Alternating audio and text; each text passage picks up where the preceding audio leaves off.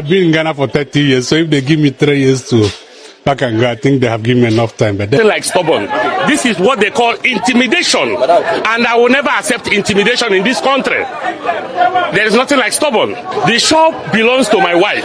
What they are doing is illegal work, because if you want to do legal work, you go to Register General, check all the shop, and you know who owns the shop. The politicians will sit down for this to happen in our markets. I don't think so. It's alleged, but I don't think. Ghanaians are saying no to foreigners doing retail business in Ghana, and Nigerians who are doing retail business cry out to the public, seeing Ghanaians locking their shop. And this has brought a lot of reaction between Ghanaians and Nigerians. Let's take a look at these videos, and please do not forget to like the video, share and subscribe. I will be back to throw more light on it. I've been in Ghana for 30 years, so if they give me 3 years to back and go, I think they have given me enough time. But then, I don't think that is the best.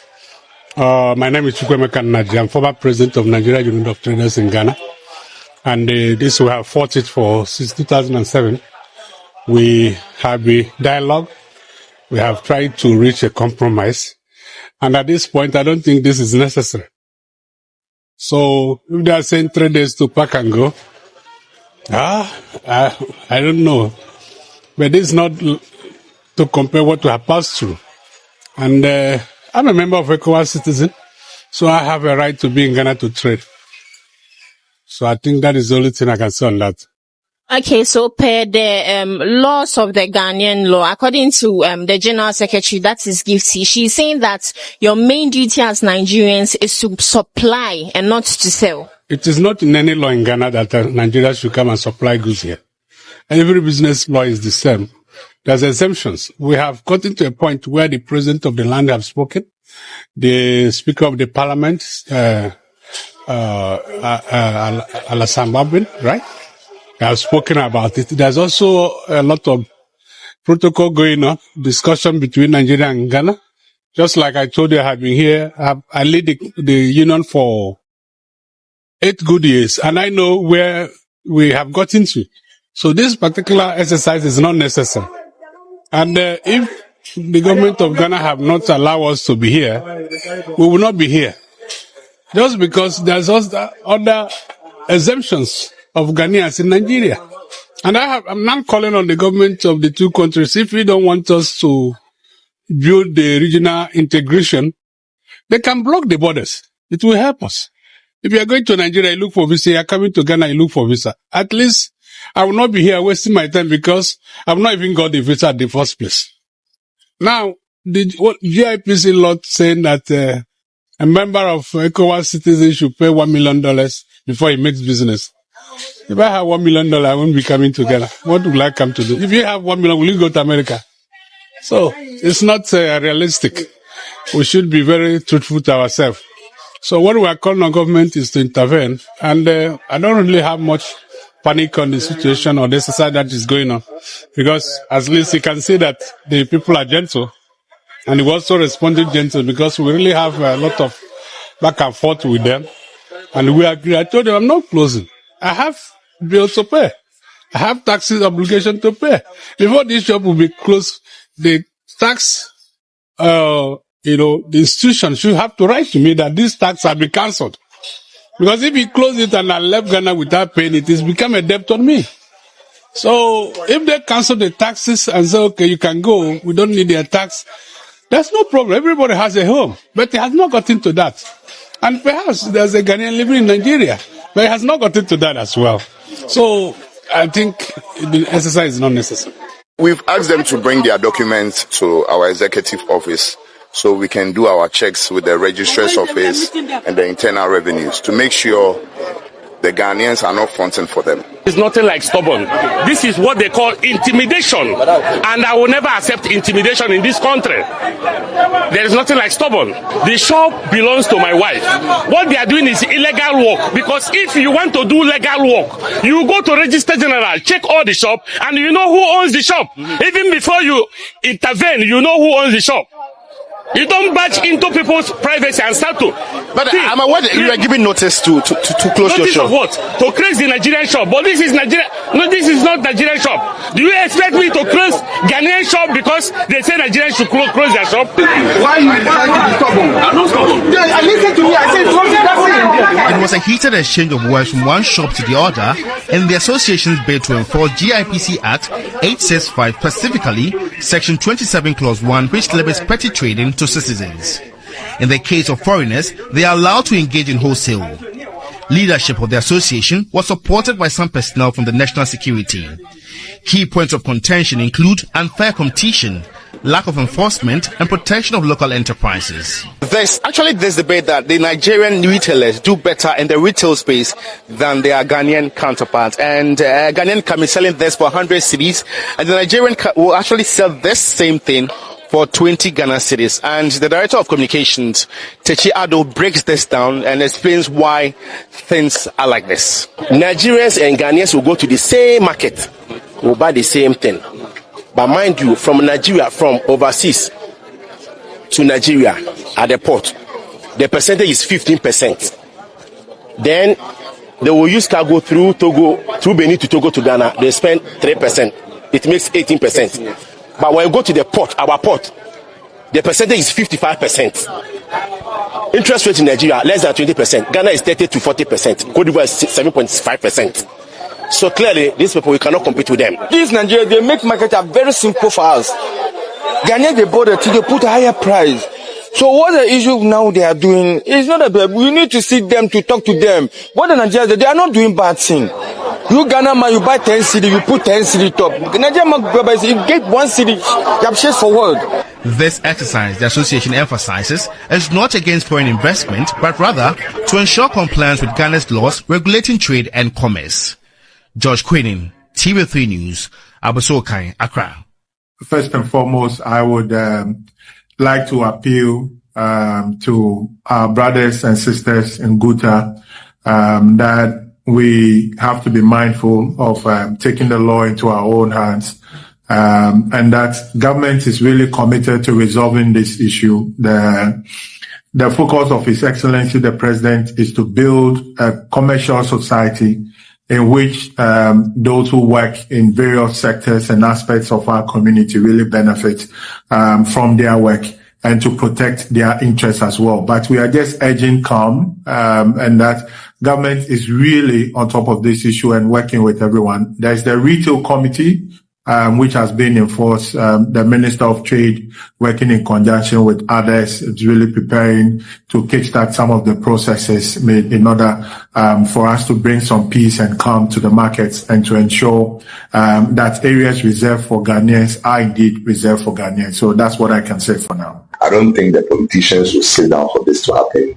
in our markets. I don't think so. It's alleged, but I don't think. Okay, so some of the Ghanaians here also front for the Nigerians to own stores and also do the retail. So, I mean, today we made an announcement that if you are caught fronting for a Nigerian or a foreigner, we will prosecute you. We will make sure the law takes its course. Yes. First of all, look at this. Nigerian traders at Oboso are adjusting their prices to attract more customers.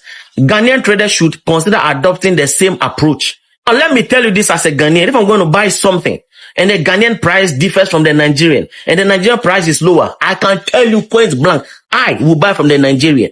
And let me tell you, if I buy from that Nigerian, I will not go to a Ghanaian again. Anything I want to buy, I'll go to that Nigerian. The cedi is appreciating against the dollar, and it is not reflecting in goods, and it's not reflecting in the prices of goods. So it is just a mere number. If you talk, they'll say they are old stocks. Old stocks for the Nigerians that are reducing their prices. No, for them, it's not old stocks that they are reducing the prices. Ghanaian can spike a price up to 200%. I'm telling you, Ghanaians, I'm telling you, as long as these Ghanaian traders refuse to, if you're going to buy something, buy from the Nigerian until they start reducing their prices. There's been a very major issue, a very big issue happening in Circle, in Accra. And I had to come in. You understand? We have to come into the market to check what's going on. They are complaining that the prices of things, that especially that foreigners, Nigerians to be precise, are selling things cheaper than the Ghanaian people in the market. And so therefore, they are collecting most of their customers and most of the clients. So we came into the market to do a survey and to check why and what's going on. For instance, I bought this in a foreigner's shop, like a Nigerian shop, and I bought it for 38 Ghana cedis, which I was even like, 38 cedis is plenty to buy this. Then I went ahead and said, okay, let me go and buy this same thing, this particular one. Let me go and buy it in a Ghanaian person shop. And behold, the first place I went to, the person told me 90 cedis, give or take, last price. I said, okay, I'm coming. Let me check, and that maybe there is a mistake somewhere. I went to another person shop, and finally I bought it for 50 Ghana cedis. That was the last price. And all these people are retailers. You understand? They are all retailers, so their prices are supposed to be the same. The question is that why are their prices not the same? Aside from that, I decided to go to a Lebanese person's shop because there are a lot of Lebanese people here in Seven. I went there also to price this particular thing, and their own is around 35 to 30, I think 37 cities there. But yes, so you see that the Nigerian person and the Lebanese person is tallying, but the Ghanaian person's own is very, very high, making it difficult for people to buy from them. The question is why. I feel like the most positive alternative is for them to have a price union whereby they will have a total control of the price. Everybody have to sell at that particular price so that there will not be conflicts of interest of any kind in the market. Or what do you guys think? Suggest one, because I think this thing is getting out of hand. Last time they locked Nigerian food shop and most of the foreigner stores in Circle. So we are hoping that this shouldn't happen again. Please, what do you think is the cause of all these things? Ghanaians are saying Nigeria don't take over their jobs and everything. Sometimes I wonder the company where Nigeria people don't take over. Because myself, I don't understand again. So you guys have to tell us the company. And not only that, you are talking about house rent and everything. The house you are talking about, so we don't live on free house, so free room. We pay for room. We pay to get shops. You see, I don't know that nobody is stopping people not to do your business. Nobody is stopping you not to rent your house. There are so many houses. So you want to tell me that Nigeria don't rent all your house today for Ghana finish? You see, some of these protests that they do, some of them they come from a place of hate now. You see, and a place of jealousy currently now, because I not see a reason why we talk about Igbo King matter don't finish. Now they can't resolve say Nigeria. Immigration officer where they buy for this country, not be Nigerian man, not be Nigerian man, buy him. The secret society and this way they get for tax rider, and you're not be Nigerian man. Okay, you are saying when somebody commits crime, a Nigerian man commit crime, not be they go address a prosecutor to court. Then if he is found guilty, they go jail him. If Ghana man commit the same crime, Ghana man commit the same crime, so they should send that Ghana man away from the country too. Not be saying law go fees. Sometimes we not understand some of you. And what I've also noticed that most of the people now we see they talk about this thing, most of them they are not exposed. Because if you see those ones who don't travel that are well exposed, they don't understand all these kind of things. You have to regulate things. You regulate the things. Some of the reasons why some of them they protest in Nigeria must go is that they just want Nigeria to go so they can continue to sell what they bought for 10 cedis, they can sell it for 100 cedis. You see, what they bought for 10 cedis, they want to sell it for 100 cedis. So they say if they buy that thing for 10 cedis, they sell it for 50 cedis. Nigerian man go buy it for 10 cedis, sell it for 20 cedis. Highest or 25 cedis. So those are the reasons. Companies have taken our job. Which job? How many companies in Nigeria people they work for this country? You see, so some of all these things what they do, they just create tension for ground for people. Okay, if you say, oh, you are coming out to say you want to stop illegal work and all that, fine. You want to stop a shower, you want to do fine. But say all Nigeria should go. So out of 100% of Nigeria waiting for Ghana, let's say 10% do something. So all the Nigeria not bad with that. Not be here with the way Ghanaians they go break my guy house, they carry TV, carry everything. They talk about that one. So all these things we see people are doing, I just not gonna change that mentality, bro. We get so many Ghanaians don't get opportunity through Nigerians, but they look down and they form blind eye. So many of them don't get, some of them say they work for Nigeria, so we say they are still doing well. Some of them get personal relationship with Nigeria, we say they are doing business together internationally. One close arm. Ghanaians don't that country, they are doing business. See, sometimes all this online, hey, you know the funny. You see, we leave all those past and any life. When I need help, when I go remember Nigeria person day when it comes to help. But any small thing, Nigeria, any small thing, Nigeria. The law is the law. No one is above the law. As a foreigner living in Ghana, you are not allowed to do retail business in the country. They have all spoken a lot, giving their points and reasons of what they think about this situation going on in Ghana. And this is really affecting Nigerians because a lot of Nigerians have shops in Ghana. You can see the way they are so sad seeing that Ghanaians are locking their shop. But it's the law. You have to respect and keep to the laws of a country whenever you find yourself. So as a Nigerian, please do not do retail business in Ghana, or better still, go back to Nigeria to do it. So I'm pleading for Nigerians to please give them time to be able to pack their things and go, because majority of them have lived all their life here. They have lived here 30 years, 20 years. So please give them time for them to pack their things and go.